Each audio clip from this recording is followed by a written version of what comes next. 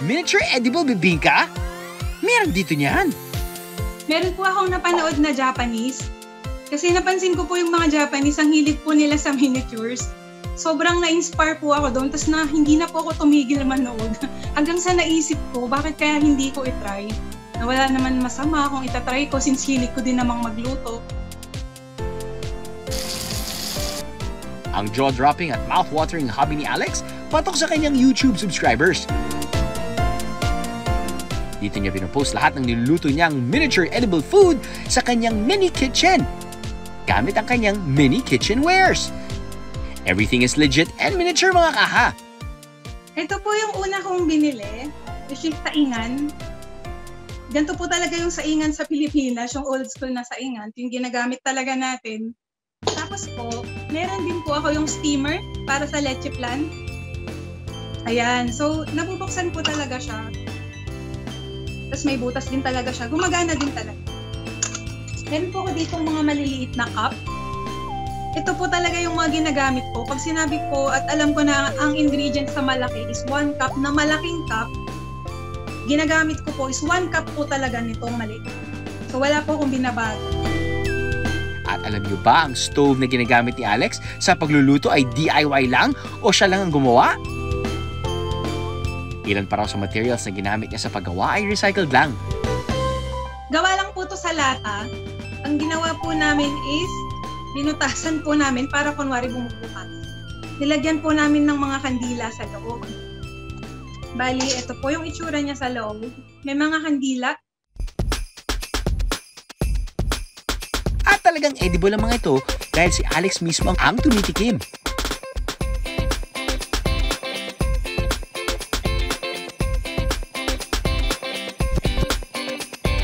Actually, pinaka-favorite ko po doon yung leche plan. Yung leche plan po, hinihiwa ko siya paunti-unti. Tinitikman ko hanggang sa naubos. Nagluto din po kasi ako ng menudo. Tsaka pansit. Lahat po yung inubos ko. Ang problema ko lang po is nakakabitin kasi isang lagok lang ubos na. Pero ang sarap po. Katulad din po siya ng lasa ng regular na food. Ayon kay Alex, hindi naman daw mahirap ang mismong pagluluto kung ang size na paglulutuan nyo ay 1/6 scale o tinatawag ding play scale. Ito ang tawag sa miniature items na 1/6 ang sukat from the actual size of the object in real life.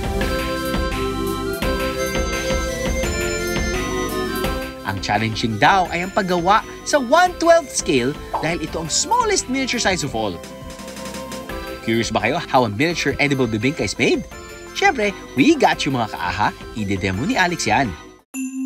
Noong Spanish colonial period, ipinakalala ng mga friar ang konsepto ng simbang gabi sa mga Pilipino. Ang mga magsasaka ay dumadaan muna sa simbahan para magsimbang gabi at ang madalas nilang kainin pagkatapos ng misa ay mga kakaning binibenta sa labas ng simbahan. Ang puto bongbong at bibingka. Parehong nakabubusog at mabigat sa tiyan. Tamang-tama para sa nakakapagod na araw sa bukid. Ngayon, silipin natin ang wonders sa paggawa ng edible miniature bibingka.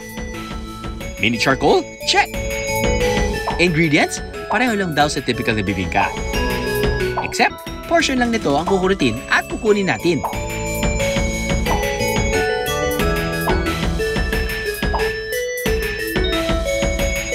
Now we'll let Alex do her magic.